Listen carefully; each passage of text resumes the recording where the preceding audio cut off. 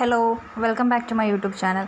അപ്പോൾ നമ്മളിന്ന് നോക്കാനായിട്ട് പോകുന്നത് വർക്കിംഗ് വുമനും അതുപോലെ തന്നെ വർക്കിംഗ് മെന്നിനും പറ്റിയിട്ടുള്ള ഒരു ടൈം ടേബിളാണ് കേട്ടോ. അതായത് PSC പഠിക്കുന്ന അവർക്ക് വേണ്ടിയിട്ടുള്ള ഒരു ടൈം ടേബിളാണ്. അപ്പോൾ ഇന്നലത്തെയും മിനിഞ്ഞാന്നത്തെയൊക്കെ വീഡിയോ ഞാൻ 12 അവേഴ്സിൻ്റെ സ്റ്റഡി പ്ലാനൊക്കെ ഇട്ട ടൈമിൽ ഒരുപാട് പേര് മെസ്സേജ് അയച്ചിരുന്നു. അതായത് വർക്ക് ചെയ്യുന്ന ആൾക്കാർക്ക് പറ്റിയിട്ടുള്ളതും അതുപോലെ തന്നെ വീട്ടമ്മമാർക്ക് പറ്റിയിട്ടുള്ളതുമായിട്ടുള്ള ടൈം ടേബിൾ ഇടണമെന്നുള്ളത് പറഞ്ഞിട്ടുണ്ടായിരുന്നു.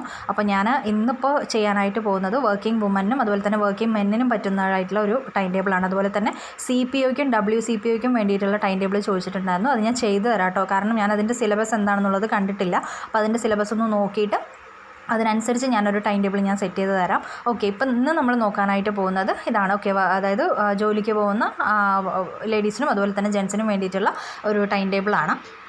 ഓക്കെ, അപ്പോൾ എനിക്ക് ആദ്യമായിട്ട് പറയാനുള്ളൊരു കാര്യം എന്താണെന്ന് വെച്ച് കഴിഞ്ഞാൽ നമ്മൾ സമയമില്ല എന്ന് പറയുന്നതിൽ ഒരർത്ഥമില്ല. കാരണം നമ്മൾ വർക്ക് ചെയ്യുന്ന ആൾക്കാരാണെങ്കിലും ശരി, അല്ലാത്ത ആൾക്കാരാണെങ്കിലും ശരി, എനിക്ക് ടൈമില്ല എന്ന് പറയുന്നതിലൂടെ ഒരു കാര്യമില്ല. അപ്പം നമ്മൾ രാവിലെ മുതൽ ഒരു 10 to 5 നമുക്ക് വർക്കാണെങ്കിലും നമുക്ക് രാവിലെയും നമുക്ക് സമയമുണ്ട്, രാത്രിയും നമുക്ക് സമയമുണ്ട്. അപ്പോൾ PSC എഴുതുന്ന ഒരു വ്യക്തി അറിഞ്ഞിരിക്കേണ്ട ഒരു കാര്യം എന്ന് പറയുന്നത് മീഡിയം ലെവൽ, അതായത് ഒരു കുറഞ്ഞ ലെവലിൽ പഠിക്കുന്ന ഒരാൾക്കോ അല്ലെങ്കിൽ ഒരു മീഡിയമായിട്ട് പഠിക്കുന്ന ഒരാളെയോ PSCക്ക് ആവശ്യമില്ല. PSC എന്ന് പറയുന്നത് എന്താണ്? നല്ലോണം ഹാർഡ് വർക്ക് ചെയ്ത് പഠിക്കുന്ന ഒരാളെ മാത്രമേ PSCക്ക് ആവശ്യമുള്ളൂ. കാരണം അങ്ങനെയാണെങ്കിൽ മാത്രമേ നമ്മുടെ ആ ഒരു ഗോളിലോട്ട് നമ്മൾ എത്തിച്ചേരുള്ളൂ. ഇല്ലയെന്ന് വെച്ച് കഴിഞ്ഞാൽ നമ്മൾ ഈ കറങ്ങിക്കൊണ്ടേയിരിക്കും. നമുക്ക് ഒരു ഇതിൽ നമ്മൾ എത്തില്ല. ഈ സക്സസ് ആയിട്ടുള്ള ആൾക്കാർ, അതായത് നമ്മുടെ റാങ്ക് ഹോൾഡേഴ്സ്, ഈ PSCയുടെ തന്നെ ആൾക്കാർ, അവരുടെയൊക്കെ വീഡിയോസ് നിങ്ങൾ കണ്ടിട്ടുണ്ടാവും ചിലവിടെയൊക്കെ. അപ്പോൾ അവരുടെയൊക്കെ ഒരു സ്ട്രാറ്റജി വെച്ച് നോക്കുകയാണെന്ന് വെച്ച് കഴിഞ്ഞാൽ അവരൊക്കെ നല്ല രീതിയിൽ രാത്രിയും രാവിലെയും എല്ലാം ഉറക്കമൊഴിച്ചിരുന്ന് പഠിക്കുന്ന ആൾക്കാരാണ്. അതുപോലെ പല മോട്ടിവേഷൻ വീഡിയോസിലും നമ്മളൊക്കെ കണ്ടിട്ടുണ്ടാവും അല്ലേ, പെയിൻറ്റ് പണിക്ക് പോയിട്ടും അതുപോലെ തന്നെ കൂലിപ്പണിക്ക് പോയിട്ടും ഓട്ടോ ഓടിച്ചിട്ടും അങ്ങനെയൊക്കെ പഠിച്ച് PSC നേടിയ ആൾക്കാർ നമുക്ക് ചുറ്റും തന്നെ ഉണ്ട്. അപ്പോൾ അതുകൊണ്ട് ടൈമില്ല എന്നുള്ളൊരു കാര്യം പറഞ്ഞ് നിങ്ങൾ മനസ്സിതാവരുത്. കാരണം ടൈം എല്ലാവർക്കും ഉണ്ട്. പക്ഷെ അതേത് സമയത്താണ് നമുക്ക് പഠിക്കാൻ പറ്റുക, അല്ലെങ്കിൽ നമ്മളുടെ ഒരു സമയം എന്താണെന്നുള്ളത് നമ്മൾ ആദ്യം കണ്ടെത്തിയിട്ട് ഇതിലോട്ട് വരിക.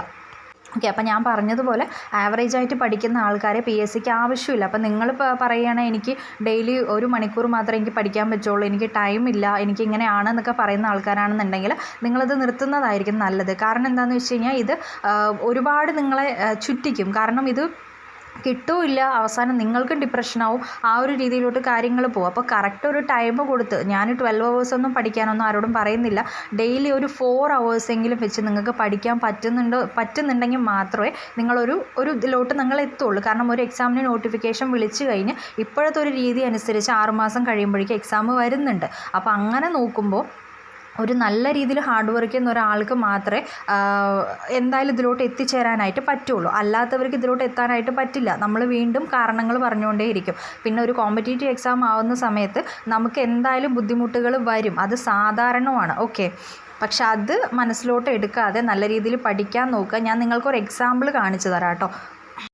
ഓക്കെ, ഇത് നോക്കൂ, ഇത് ഡിഗ്രി ലെവലിൻ്റെ ഒരു സിലബസാണ്. അപ്പോൾ ഇതിൽ history, geography, economics, constitution, Kerala governance, അതുപോലെ തന്നെ life science, physics, chemistry, arts, basic computer, അതുപോലെ തന്നെ important acts, current affair, maths, general English, regional language. Okay, അപ്പോൾ ഇതെല്ലാം കൂടെ 100 മാർക്കിനാണ് ഇതിൽ വരുന്നത്. അപ്പോൾ ഇതിൽ ഞാൻ നോക്കിയതിൽ 15ഓളം ടോപ്പിക്സ് ഇതിൽ വരുന്നുണ്ട്. അപ്പോൾ നമ്മൾ ഹിസ്റ്ററി ഇതെന്ന് പറയുന്ന സമയത്ത് അതിൽ കേരള, ഇന്ത്യ, വേൾഡ്, അതുപോലെ ജോഗ്രഫി ആണെങ്കിലും ഇന്ത്യ, കേരള എന്നുള്ളത് വരുന്നുണ്ട്.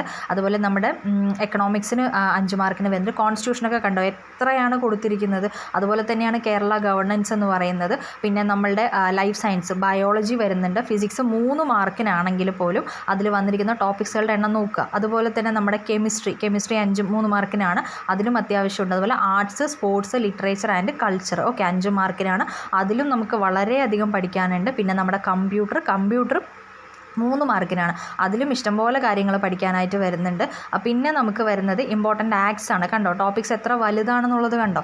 അപ്പോൾ ഇത്രയും വരുന്നുണ്ട് ആക്റ്റുകൾ. പിന്നെ കറണ്ട് അഫെയർ വരുന്നത് 15 മാർക്കിനാണ്, 10th ലെവലിലാണെങ്കിൽ 20 മാർക്കിന്. പിന്നെ മാത്സ്, അതിൽ മെൻ്റൽ എബിലിറ്റി വരുന്നുണ്ട്. പിന്നെ സിമ്പിൾ ആ ഒരു സംഭവം വരുന്നുണ്ട്. ജനറൽ ഇംഗ്ലീഷിലാണെങ്കിൽ ഇംഗ്ലീഷ് ഗ്രാമർ വരുന്നുണ്ട്, വൊക്കാബുലറി വരുന്നുണ്ട് 5 മാർക്കിന്.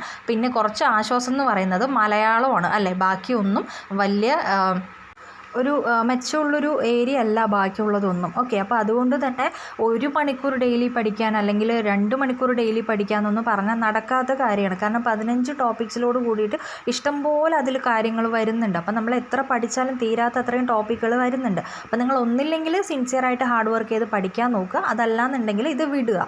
അല്ലാതെ നമ്മൾ ചുമ്മാ ഇതിലോട്ട് കറങ്ങിക്കൊണ്ടിരുന്നിട്ട് ഒരു കാര്യമില്ല.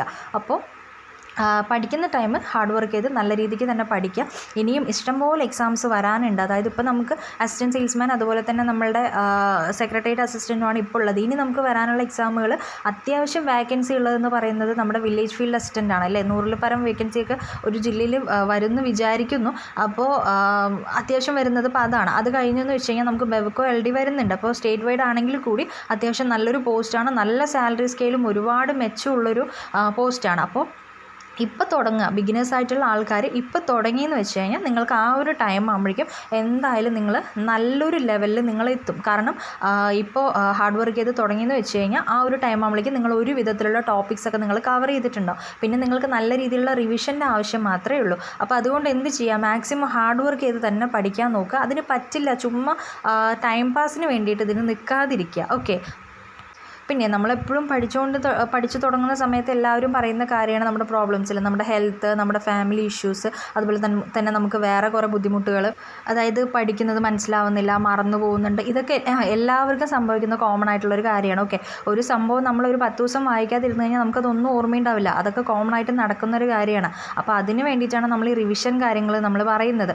ഓക്കെ, അപ്പോൾ പറയുന്ന കാര്യങ്ങൾ കറക്റ്റ് ടൈം ടേബിൾ ഫോളോ ചെയ്ത് കറക്റ്റ് കൺസിസ്റ്റൻസിയോട് കൂടിയിട്ട് നമ്മൾ പഠിക്കുകയാണെന്നുണ്ടെങ്കിൽ എന്തായാലും ഒരു PSC എക്സാം നമുക്ക് ക്രാക്ക് ചെയ്യാനായിട്ട് നമുക്ക് പറ്റും. ഓക്കെ, അപ്പോൾ നമുക്ക് ടൈം ടേബിൾ എങ്ങനെയാണെന്നുള്ളത് നോക്കിയാലോ. ഓക്കെ, വർക്കിംഗ് മെന്നിനും അതുപോലെ തന്നെ വർക്കിംഗ് വുമനും വേണ്ടിയിട്ടുള്ള ടൈം ടേബിളാണ്. ഓക്കെ, ബിഗിനേഴ്സ് ആയിട്ടുള്ള ആൾക്കാർക്കും കൂടെ വേണ്ടിയിട്ടുള്ളതാണ്.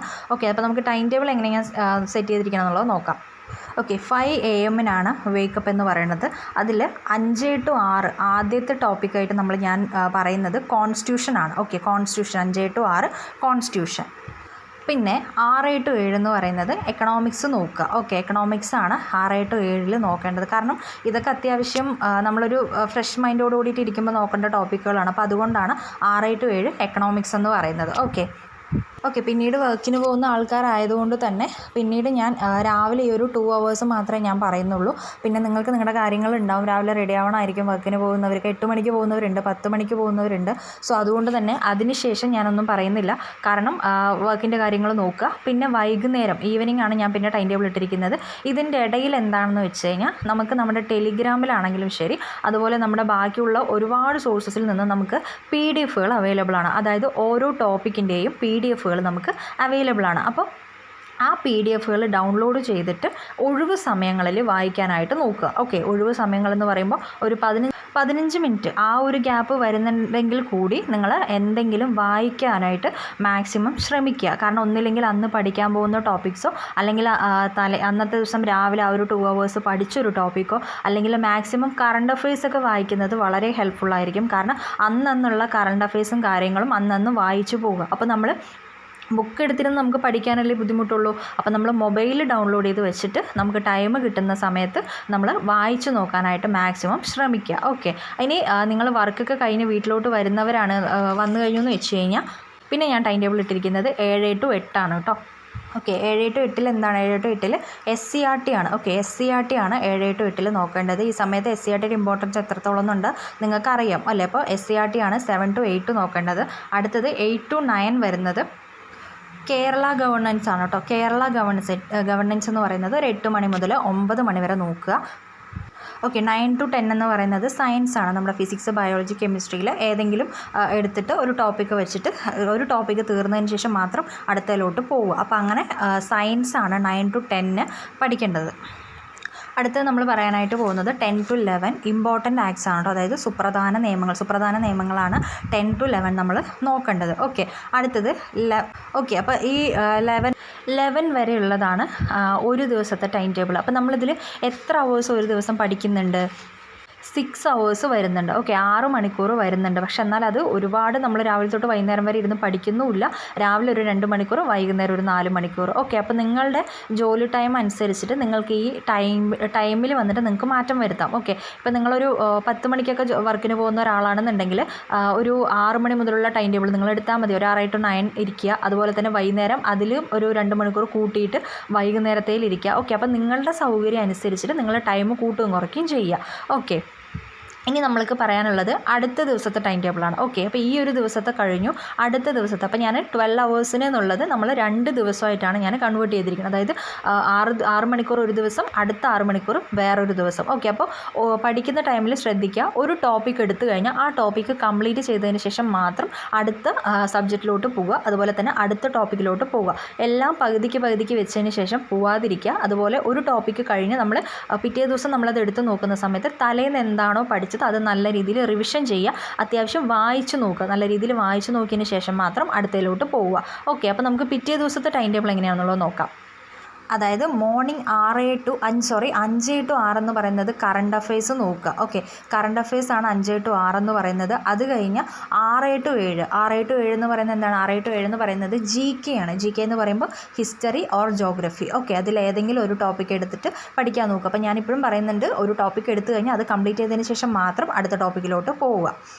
ഓക്കെ, ഇനി അടുത്തതെന്ന് പറയുന്നത് ഈവനിങ്ങിലാണ്. 7 to 8 എന്ന് പറയുന്നത് മലയാളം. അതുപോലെ 8 to 9 എന്ന് പറയുന്നത് ഇംഗ്ലീഷ്. 9 to 10 maths. 10 to 11 കലാകായികം. ഓക്കെ, ആഫ്റ്റർ 11 എന്ന് പറയുന്നത് റിവിഷൻ ചെയ്യാനായിട്ട് മാക്സിമം ശ്രമിക്കുക. ഓക്കെ, അപ്പോൾ 10 to 11 എന്ന് പറയുന്നത് കലാകായികമാണ്. ഓക്കെ, അപ്പോൾ ഒരു 6 hours നമുക്കൊരു ഡേ കിട്ടിയല്ലോ. അപ്പോൾ ഈ ഒരു ടൈം ടേബിൾ നിങ്ങൾ ഫോളോ ചെയ്ത് പോവുകയാണെന്നുണ്ടെങ്കിൽ എന്തായാലും നിങ്ങൾക്ക് PSC എന്തായാലും ക്രാക്ക് ചെയ്യാനായിട്ട് നിങ്ങൾക്ക് പറ്റും. ഓക്കെ, ഞാൻ പറഞ്ഞതുപോലെ നമ്മളുടെ സിറ്റുവേഷൻസിനെ ബ്ലെയിം ചെയ്യാതിരിക്കുക. കിട്ടുന്ന ടൈം മാക്സിമം യൂട്ടിലൈസ് ചെയ്യുക. അതുപോലെ തന്നെ ഞാൻ പറഞ്ഞതുപോലെ PDF മാക്സിമം വായിക്കുക. വായന തന്നെയാണ് ഏറ്റവും വേണ്ടത്. റിവിഷൻ ഇല്ലാതെയും കൺസിസ്റ്റൻസി ഇല്ലാതെയും നമ്മൾ എവിടെയും എത്തില്ല.